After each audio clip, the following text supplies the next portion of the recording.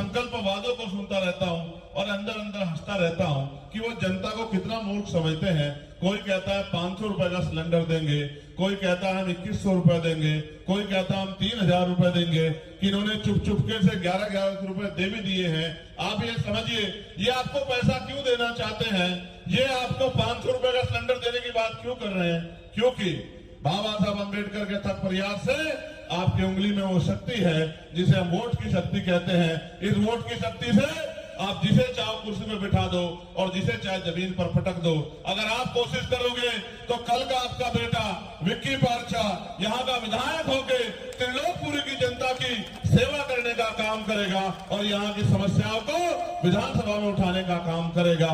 मैं जब चुनाव लड़ रहा था लोकसभा का, तो ये विक्की पारछा, हिमांशु भाई और यहाँ का पूरा मेरा परिवार वहाँ नगीना लोकसभा में जाता था, वहाँ प्रचार करता था, लोगों से विश्वास और मत की अपील करता था। इनकी बातों को सुन के वहाँ की जनता ने हमें आशीर्वाद दिया। तो लोग ये कहते थे अकेला चंद्रशेखर क्या करेगा।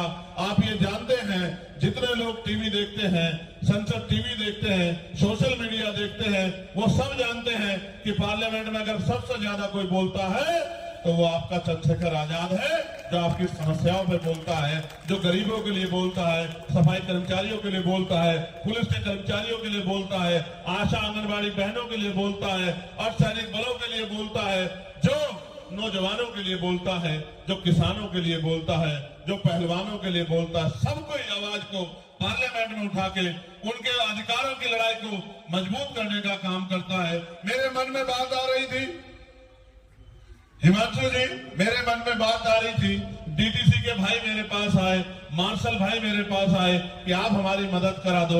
मैंने उनसे भी कहा, और हमने तो कोरोना काल का वो समय भी देखा जब कोरोना काल में मुख्यमंत्री जी ने वादा किया था कि हम आपको 1 करोड़ रुपए कोरोना बोनस के तौर पर देंगे। लेकिन मैं जानता हूं जितने सफाई कर्मचारियों की जान गई, एक भी सफाई कर्मचारी ऐसा नहीं होगा जिसको 1 करोड़ रुपए का मुआवजा मिलने का काम हुआ होगा। हाँ, ये तो है दिल्ली में कि सफाई तो हमसे कराते हैं लेकिन पक्की नौकरी नहीं देते, और जिनको पक्की नौकरी दी है उनका ऐसा हाल कर रखा है कि वो सोचते हैं कब इस नौकरी के चक्कर में जिंदगी ना चली जाए। सीवर में उतरना पड़ता है, 7,000, 9,000, 11,000 पे काम करना पड़ता है। मैं तो देश भर में घूमता हूँ, उड़ीसा भी जाता हूँ, छत्तीसगढ़ भी जाता हूँ, पंजाब भी जाता हूँ, हरियाणा भी जाता हूँ। मैं आपके सामने अभी सोच रहा था कि आपको कैसे बताऊं कि सरकारें जो मांग कर रही है कि हमें मौका दे दो, वो कितना काम करती है। मैं सबसे पहला काम ये करूंगा, आप भी सुनना, मीडिया के साथियों का भी धन्यवाद, हमारे बहुजन मीडिया के साथी भी बहुत सारे लोग खड़े हैं। मैं रोज इनके एनालिसिस भी सुनता रहता हूं कि भाई गूगल से कैसे नंबर मिल सकता है। भाई गूगल से भी नंबर इसलिए मिल सकता है, अगर ईमानदारी से फोन करोगे तो गूगल से मिल जाएगा, वरना बेईमानी से तो किसी का नंबर मिला के कह दो कि हमने फलाने को फोन किया, उसने उठाया नहीं।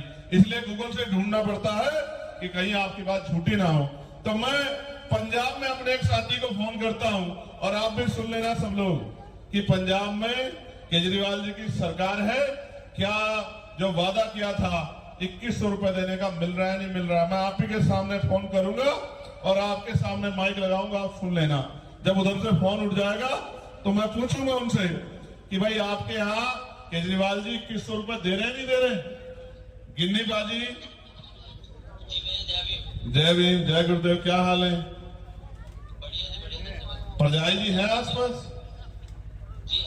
एक बार मेरी गल करा देना।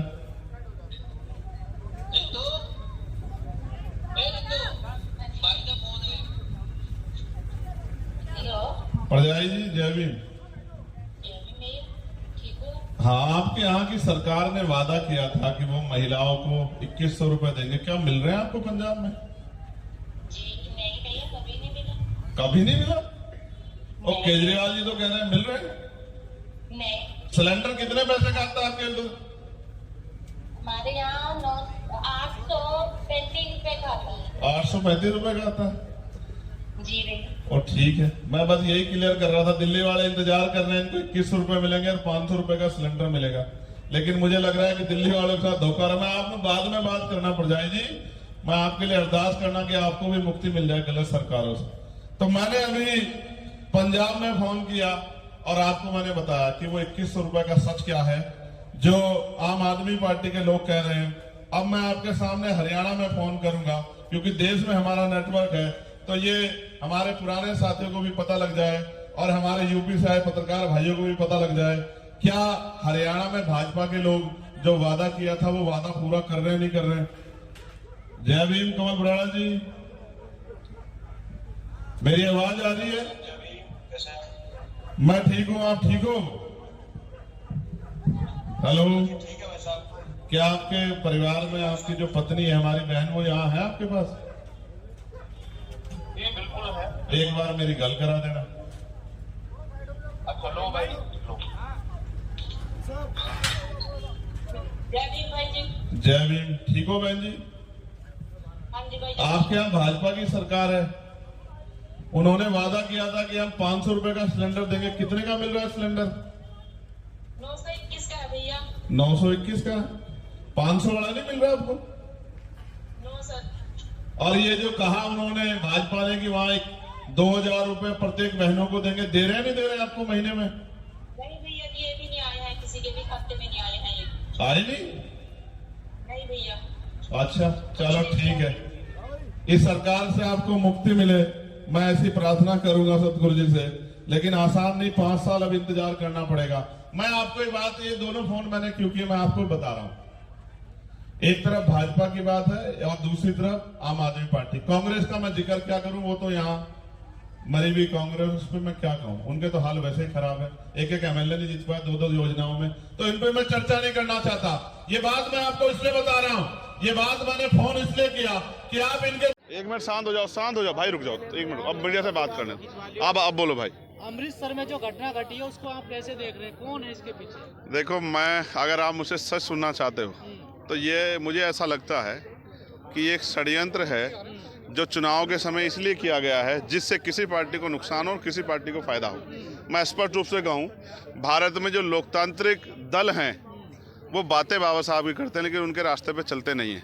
अभी आपने देखा, पिछले कुछ समय पहले पार्लियामेंट में बहुत डिबेट हुई, सब कहते मैं बाबा साहब का बड़ा नहीं आई, कोई सर पे फोटो लगाता, कोई दिल से लगाता, कोई झंडा ले घूमता, लेकिन बाबा साहब के विचारों पे चले बगैर आप उनके अनुयायी कैसे हो सकते हैं? बाबा साहब ने तो सबको, गरीबी की रेखा जो है, गरीबी अमीरी की रेखा, इसको ख़त्म करने की बात की। लेकिन आज तो देखो, 10% लोगों पे 72% पैसा है वेल्थ देश की, 1% लोगों पे 40% वेल्थ देश की, और बाकी 28% पैसे में 90% आबादी सर्वाइव कर रही है।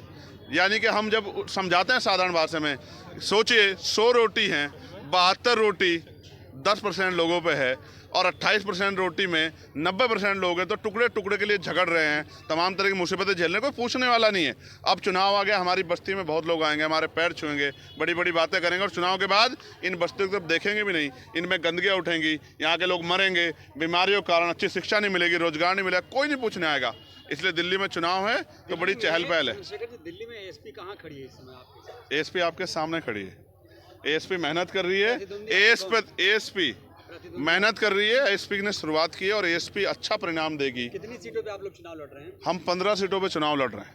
तो दिल्ली के जनता 12 सीटें, जहां जिन सीटों पे आज़ाद समाज पार्टी का कैलकुलेशन जीतने का है, जहां उनका संगठन मजबूत है, क्योंकि दिल्ली है, बड़े पैमाने पे लोग उस तरह से सामाजिक आंदोलन, राजनीतिक आंदोलन में अग्रणी भूमिका में नहीं है, तो जिन सीटों पे हमारा संगठन मजबूत है उन्हीं सीटों पे हम लोग लड़ रहे हैं। लेकिन प्रभाव हम सभी सीटों पे रखते हैं, क्योंकि संगठन पहले से है, तो हम जिताने हराने की हिम्मत रखते हैं और उसका हम समय पे उसको पालन भी करेंगे, किसको आगे बढ़ाना है अपनी सीटों से अलग। केजरीवाल जी ने कहा है कि बीजेपी ने जो हरियाणा से पानी आता है उसमें जहर मिला दिया। नहीं, मैं इस तरह की बातों को भी वो नहीं करता। जनता का क्या देखें? जो जहर मिलाएगा उसको कानून सजा देगा। देखो, ये चुनावी भाषण है, इस तरह के भाषण जरूरी हैं एक दूसरे को नीचा दिखाने के लिए। हम ऐसी राजनीति नहीं करते। मैंने आपके सामने 2 फोन किया, एक फोन मैंने पंजाब में किया और एक फोन मैंने हरियाणा में किया। पंजाब में आम आदमी पार्टी की सरकार, इन्होंने वादे किए थे वो नहीं पूरे किए, और हरियाणा में भाजपा की सरकार, कांग्रेस का मसले जिक्र नहीं किया, उनके हाल खराब है, उन पे विचारों पे क्यों समय खराब करना। जी को फोन नहीं कर रहे हैं आप? मैंने किया, एक नया इंटरव्यू आएगा उसमें देख लेना। नंबर इसलिए लिया गूगल से, इसलिए लिया कि आप ये ना कहो कि आपने पता नहीं किसका नंबर मिला दिया होगा। ठीक है, फ़ोन उठा भी, और बाकी चीज़ें वीडियो में देख लेना।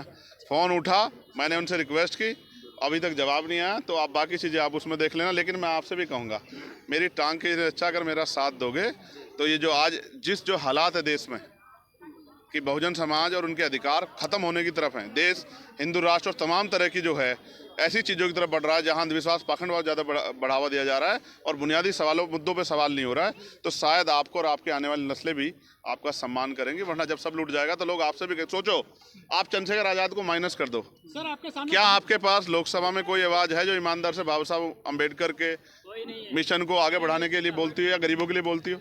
और आप सब चाहते थे कि ये आवाज़ बने, अब वो आवाज़ भी बन गए। अब तो जो है मैं आपसे भी कहूँगा कि आपको साथ देना चाहिए, क्योंकि मैं अपनी ड्यूटी को पूरी ईमानदार से कर रहा हूँ। आपका भक्त कौन बड़ा, बीजेपी या आम आदमी पार्टी भी वर्तमान में कौन? नहीं, भक्त उनके बहुत हो सकते हैं, अनुयायी बहुत कम है। हम उनके अनुयायी हैं और उनके रास्ते पे चल रहे हैं। मिल्कीपुर में भी अच्छे वोट परिणाम आएंगे, मुझे भरोसा है, मेहनत कर रहे हैं।